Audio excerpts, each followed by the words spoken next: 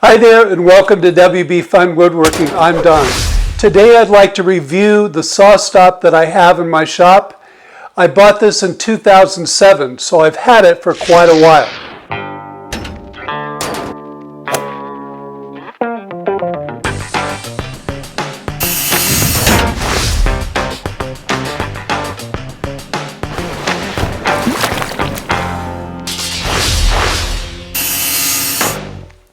In order to keep my facts straight, I have the receipt that I got for the saw. I bought it on March 31st, 2007.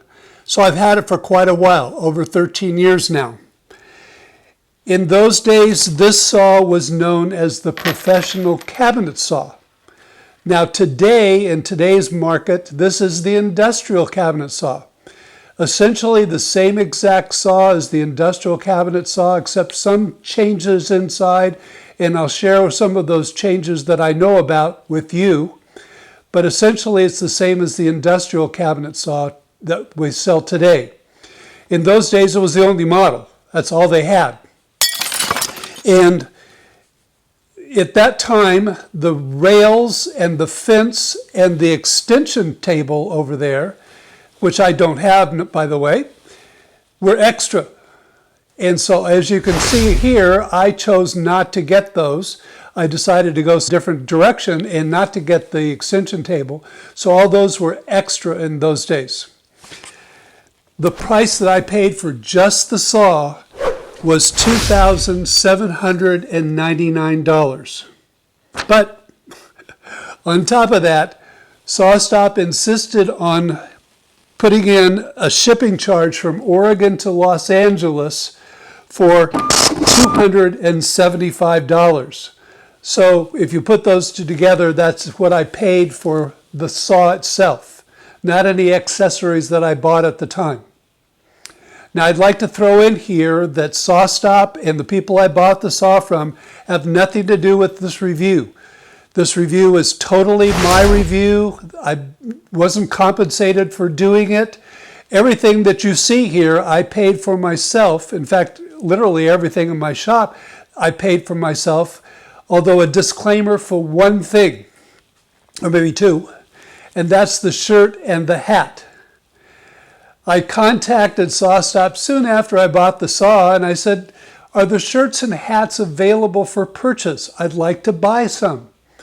And the lady at the other end of the line, real pleasant lady at SawStop customer service, says, "Sir, what size shirt do you wear?" And a few weeks later, there they were in the mail. So thank you, SawStop, but that has nothing to do with my review of the saw. My first recollection of a table saw was back when I was a little child, before I was in kindergarten.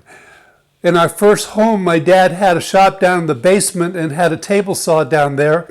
And I used to go down and watch him use it. He made blanks for pipes, custom pipes that he made. In fact, that's where the WB and WB Fine Woodworking came from. When my dad had these little ventures that he did on the side, he named them WB. That was because his last two initials are WB. My brother's last two initials are WB. My last two initials are WB, and even his grandfather's last two initials were WB. So that's where the WB comes from in WB Fine Woodworking.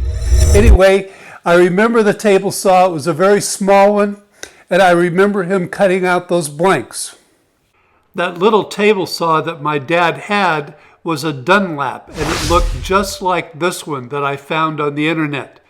It was a nice little saw, very sturdy, but very small. I used my dad's little table saw until Pam and I could afford to move into our first house. And I bought one to put in the garage. In those days, Sears was the place to go for tools. Their tools were better than they are today.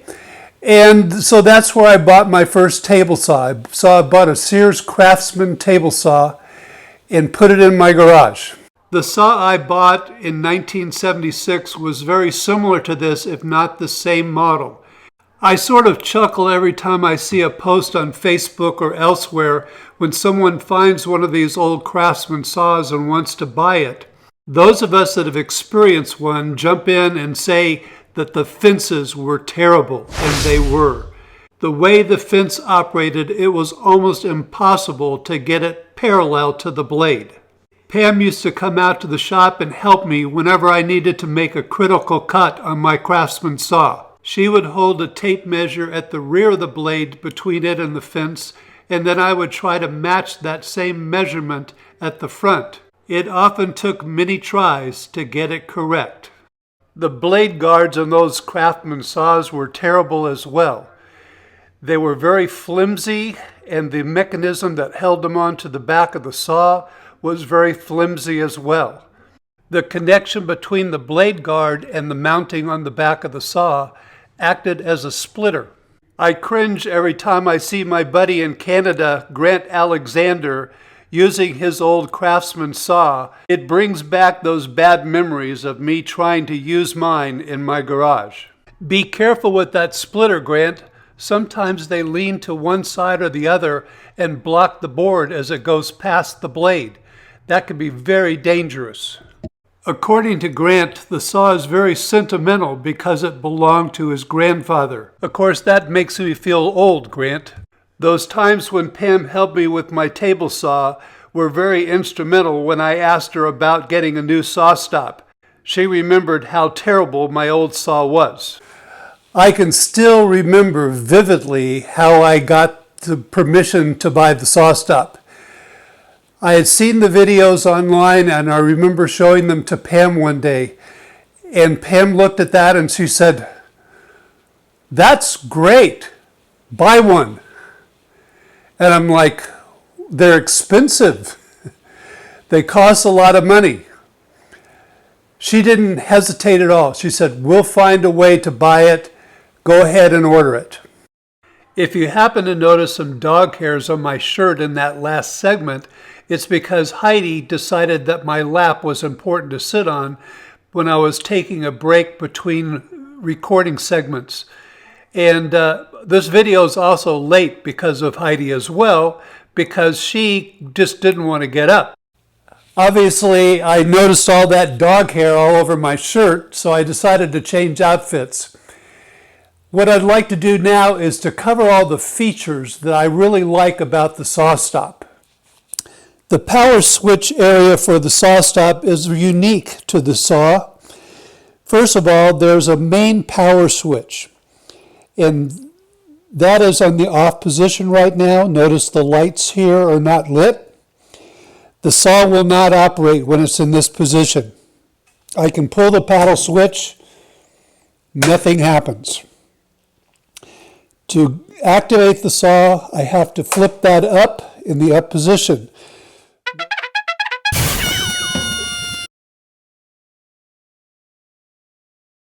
Notice the green light comes on and the red light blinks. It's checking the system. And it's telling me that something is wrong.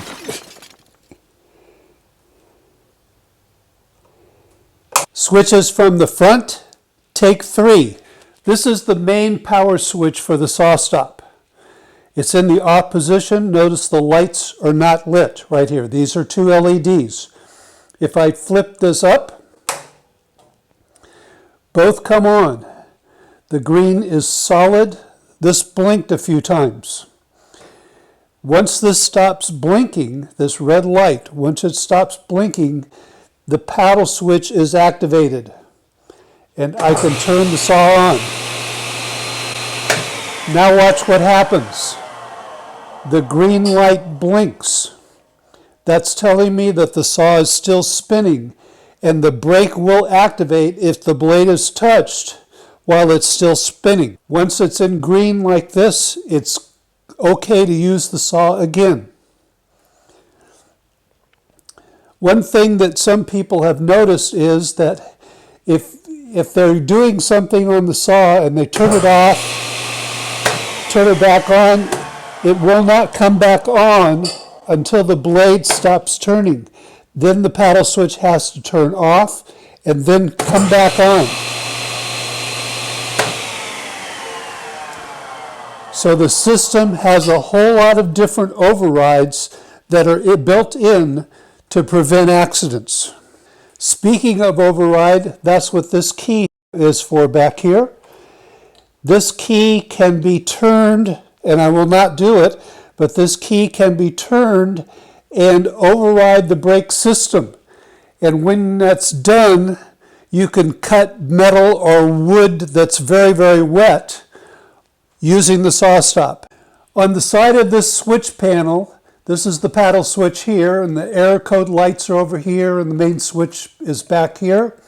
On the side is a chart of all the codes.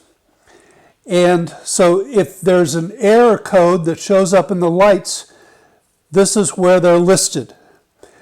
Earlier, I did have an error code, and what it says here is that the key for the cartridge was not locked. So when I was looking at the cartridge earlier and seeing if it would come in and out easily, I did not lock that down. And so that's what the error code told me needed to be fixed. This is another on-off switch for the SawStop. SawStop calls it the disconnect switch because it disconnects all of the electronics inside the saw. Right now it's in the on position. I could turn it to the off position. There is a way here to put a lock on it so that it can be locked. I always leave mine in the on position, but if you were in a situation where you had children or the public coming in to be around your saw, this would be another way to have their saw safely turned off so that no one can mess with it. One of the things I really love about the SawStop is that the tabletop itself is so big. If I measure it here without the wings, it's 24 inches wide by 30 inches deep. And then the width, if I add the wings, the width comes over to 44 inches. That's a big top for a saw. I also like the space between the front of the saw and the blade. Currently the blade's all the way up, and I still have 10 3/4 inches left in front of the blade. So that's a lot of space for wood to sit on before it hits the blade. Some people get confused between the difference of a riving knife and a splitter. What I want to do is lower the blade, and you can concentrate on the distance between the blade and the riving knife.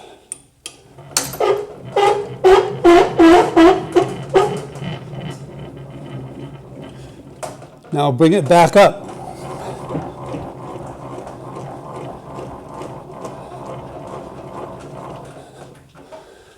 What you should have noticed was that the distance between the blade and the riving knife stayed the same. That doesn't happen with a splitter. If this was a splitter, as the blade lowered into the saw, the distance between the blade and the splitter would have increased. Riving knives are attached to the trunnion, so they go down and up with the trunnion, whereas splitters are usually connected either to the insert or what the insert sits on. And so splitters and riving knives are different. The riving knife gives you the same protection no matter how high the blade is, whereas the lower the blade, the less protection you have from a splitter. I'm sure by now you've noticed that this is a comprehensive review of my SawStop. I'm sorry it's long, but I'm trying to cover everything about the saw that I like, don't like, and showing you all the features of a SawStop. One of the things I've set up here is I've set up a dial gauge between the miter slot and the blade to show you how accurate that is. Before you look at those numbers, you have to remember that this saw is over 13 years old. I have never made any changes on the orientation of the tabletop, and it's been moved by professional movers once. And no, they were not professional movers that are used to moving shop equipment. They just picked this thing up in my old shop, put it on their truck, took it off their truck, and dropped it right here. It's exactly where it was when they dropped it, except for a few inches this way or that way, so that when I built the outfeed table back there, we could fit it in. You may be as amazed as I was when I looked at the numbers on my dial indicator. This is the front of the blade. I moved the dial indicator back and moved that same exact spot of the blade back to hook up to the dial indicator, and you can see my number is exactly the same. This is the inside of the SawStop looking from the top. You can see here, this is the riving knife. This is a door that swings open. It's a door that keeps the dust out of the bottom of the saw. But when it's open, it gives access. So it's magnetic. It's very easy to open and close. One problem that I have sometimes is that I forget to close it. So it's one of those things you have to make sure that you do. I'll open it here now and show that the riving knife is easy to remove. Lift up on this handle, jiggle it a little bit. The blade guard comes with these anti-kickback paws, or whatever they're called. They get in the way. I understand on the newer saws, those can be removed, but they can't on this model. So I have to lift those up before I get the blade guard in, and then I can release those. Now those will fit under the insert when I push the insert in. Close the door, put the insert in, and the saw would be ready to use with the blade guard. Taking the blade guard and the riving knife out, left the handle up. The door to the shroud is still open. And you can see back in the back at the bottom here is this red handle. That red handle is what locks the brake cartridge into the saw. To take the brake cartridge out, lift up on the handle and pull out this locking key. This locking key is critical to the blade brake system. The saw won't work without the key in the cartridge and in the proper position. I was feeling there where the hole is, where I can put it back in. If I push the handle down and it clicks, I know that it's locked in. So now if I put the riving knife back in to the saw,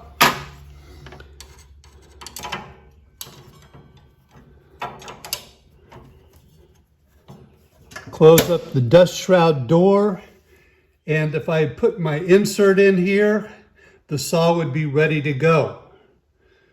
So changing out a brake cartridge, I'm not going to pull that brake cartridge out, but changing it out is fairly easy. I used to have trouble with that lock.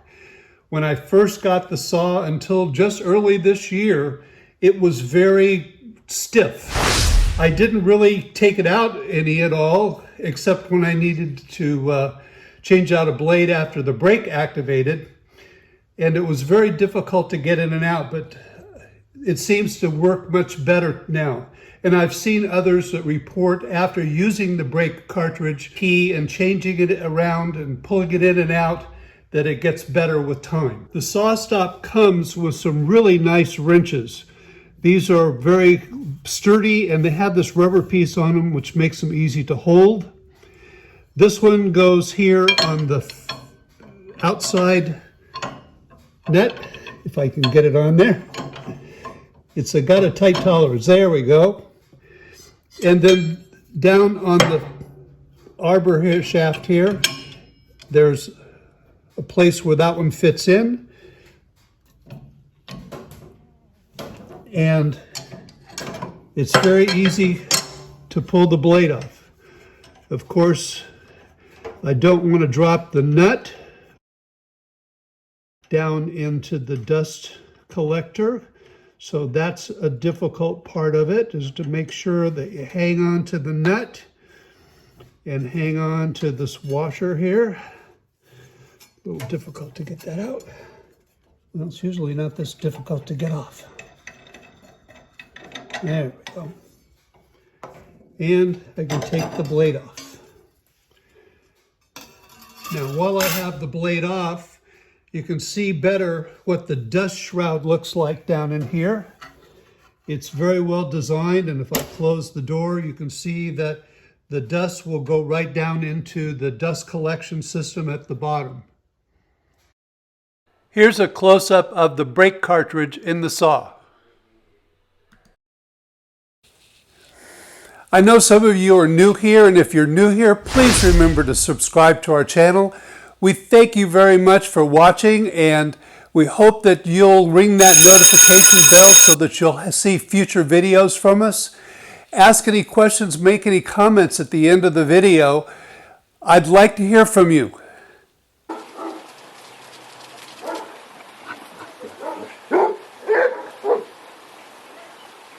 What do you think, Joy?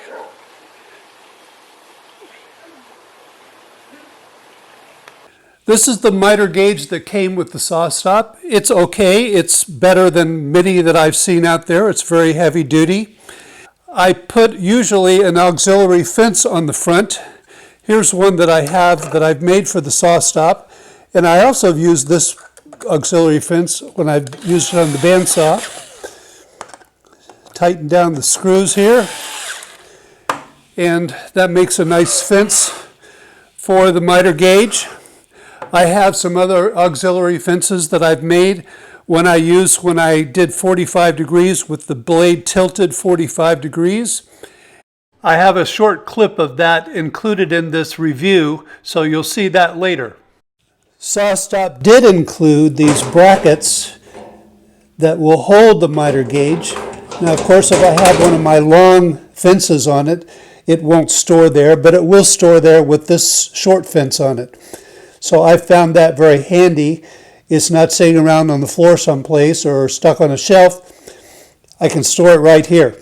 One of the things I don't like about this specific model of SawStop, again, this is now the industrial cabinet saw, is this large access door that's on the right-hand side.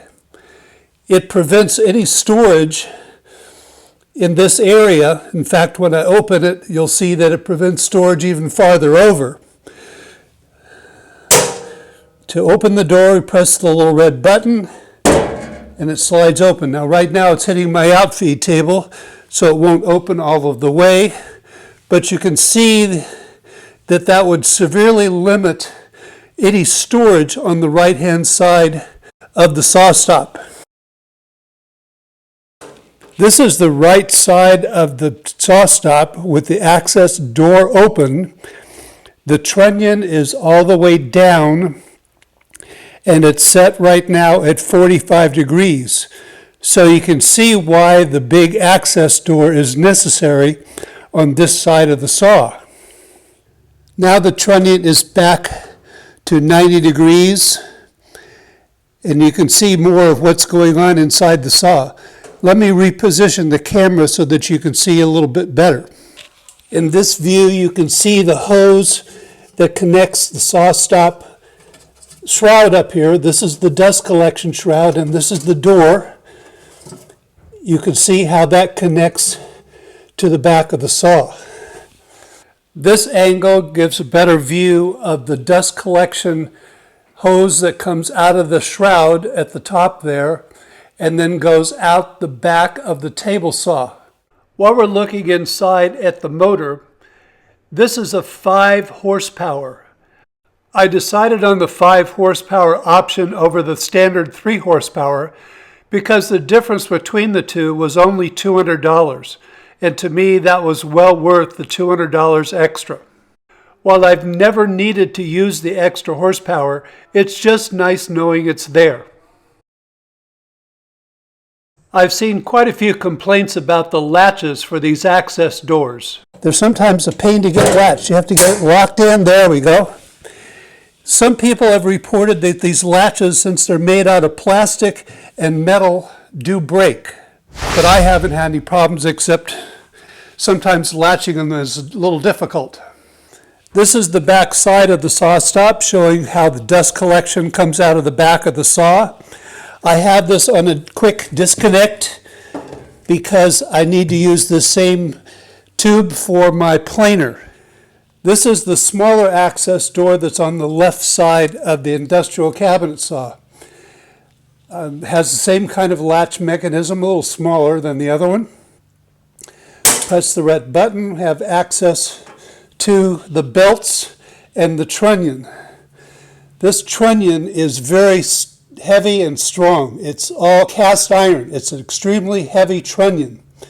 The belts on the SawStop are serpentine belts.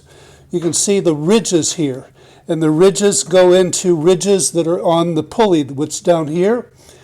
Up here is another pulley system, and that has a serpentine belt on it as well.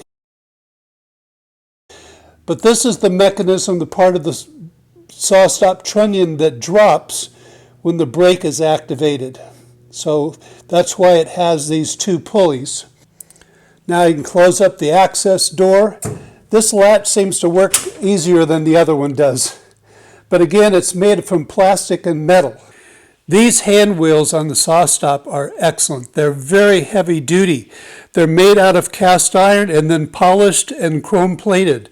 This handle here is on here very sturdy, but it turns very nicely. Right now I have the saw all the way up. It makes a little noise as I go down, but not bad. One thing they could have improved on is these knobs that lock it in place. They're heavy-duty plastic, but they're still plastic. Now, I also have here the indicator for the angles for the SawStop. And there's a little arrow here. I'm not sure if you can see it through the hand wheel, but a red arrow that points to it. What I've found is that the stop that I have here for 90 degrees is spot on, and I'll show that a little later. And the stop that I have at 45 degrees is spot on. It's perfect, and I'll show that later as well. That's really all that I worry about.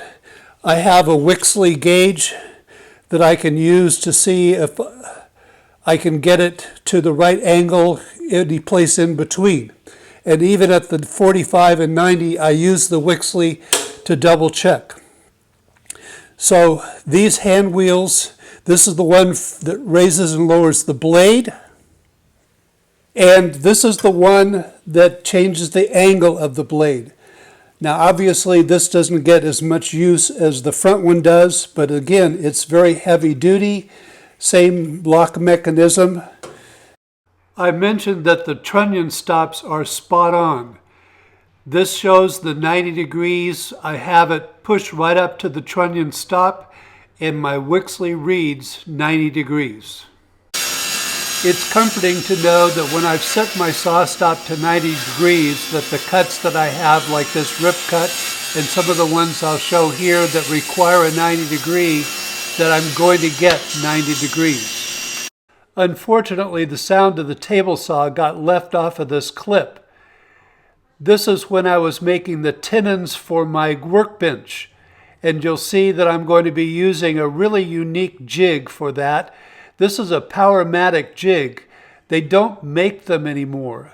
I think they were just too expensive, and people decided that they weren't worth the extra cost. But having the saw at a perfect 90 degrees is obviously very important with a jig like this. As shown by the Wixley that's on my blade, the 45 degree stop on my SawStop is spot on as well. This has been very helpful, especially on a new project that I did just recently when I had to make a box for a trophy. The people I was making the trophy for wanted mitered corners. I made a special stop block for the miter gauge extension that I put on the regular miter gauge from the SawStop to cut the mitered corners for the trophy base that I was making.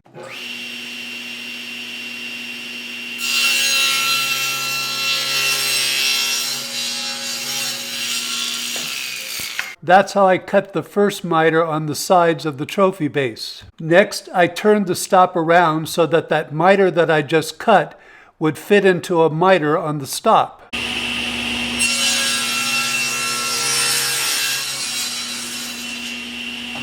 That method worked great, and these sides are all perfectly matched. I also use the blade tilt at 45 degrees when I cut the French cleats for my hinged tool wall over on my windows. This ended up being a great project that I'm still working on. I need to make more tool holders for it. There are several videos on my channel about this project. Since I don't have a dado stack for my saw, when I built this hinged tool wall for my windows in my shop, I made the half laps just with the regular blade on the table saw. Making half laps on the table saw using this method is very easy to do, but also extremely time consuming. Of course, having a dado stack would make it much faster, and perhaps someday I'll find the funds to get one that will fit on my SawStop. That brings up one other issue about the SawStop. Not all dado stacks will work on a SawStop. SawStop even recommends specific dado stacks, so that's something that you might want to check out if you do get a SawStop.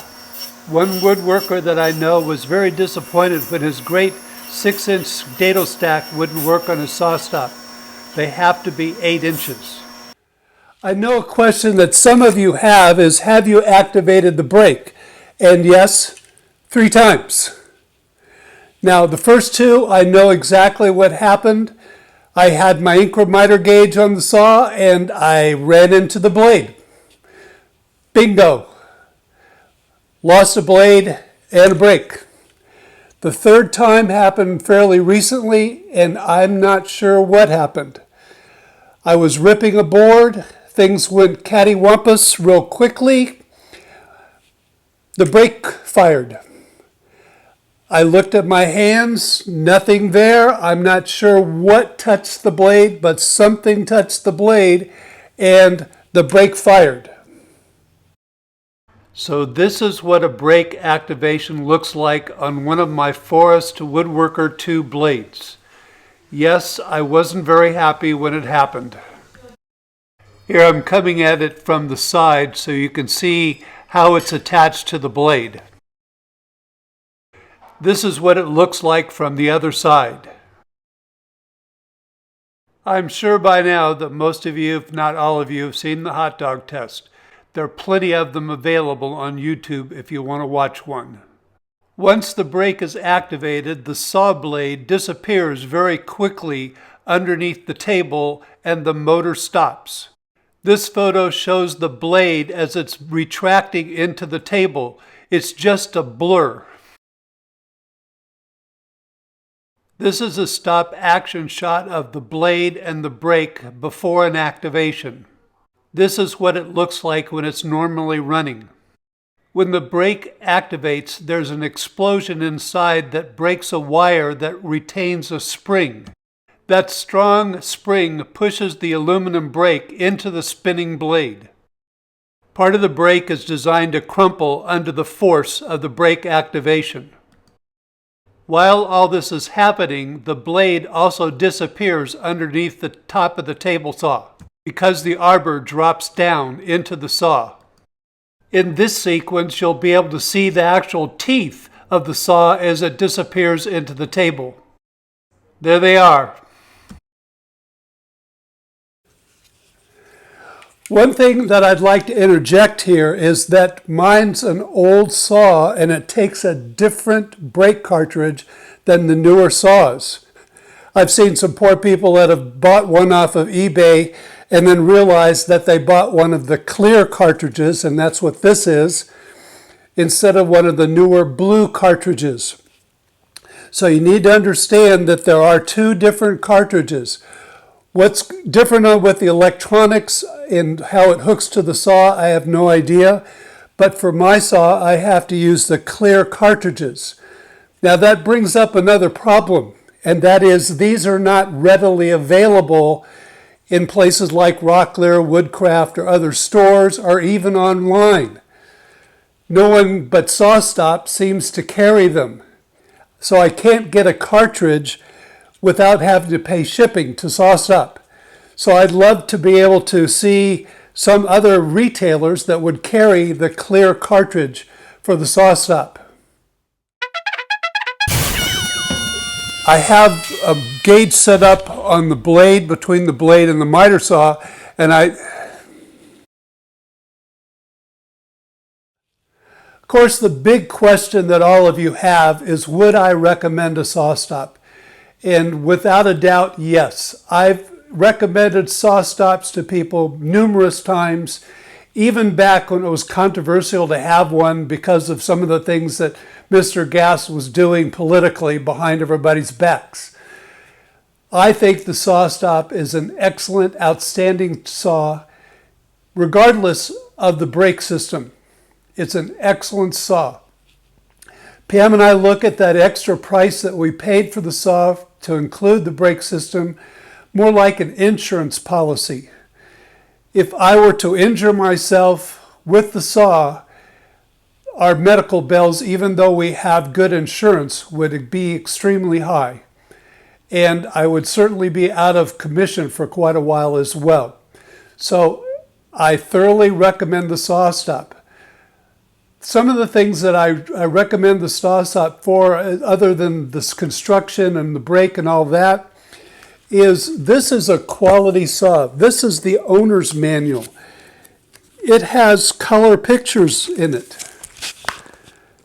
They went to a lot of expense and a lot of detail. Most owner's manuals today, you have to get online to find them. You don't even get a printed copy. Impressive company to work with.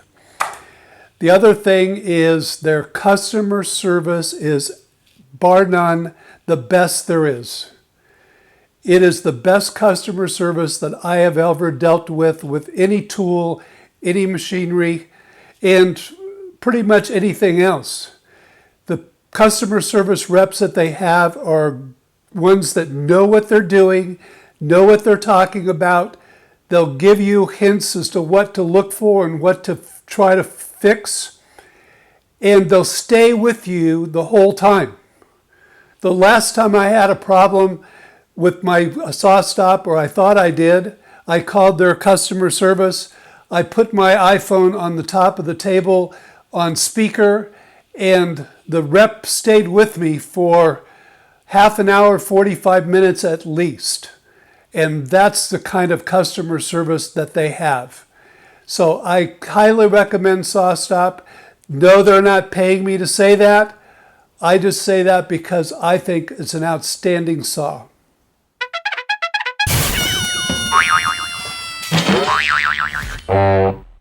This is the SawStop review for this is the opening sequence of the SawStop review for WB Fine Woodworking. Take 8.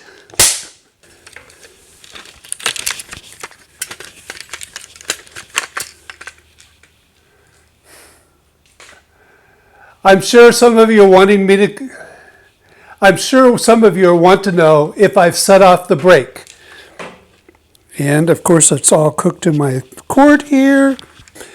Over here we have a dust shroud door that can slide open for easy access. Down below you can see the dust shroud. It's a very strong and well conducted. This switch is what they call a system, or my first table saw, take 4. Getting this latch to latch can be a problem, and I don't seem to be able to get it from this. I'm having a little trouble with it. Okay. Where did we get the money? Take 1. Now you have to understand that Pam and I were school teachers, and school teachers, as most of you know, in the United States don't make a whole lot of money. But we did find a way to pay for the table saw, but soon afterwards, we got this notice from the school district with an extra check. And what had happened is, somewhere along the line, someone in the school district office that we both worked for somehow screwed up, and they took out too much withholding on our income tax. And so suddenly we get this check for almost $5,000 that more than paid for the saw. So sometimes you have to step out on faith and it comes to you later.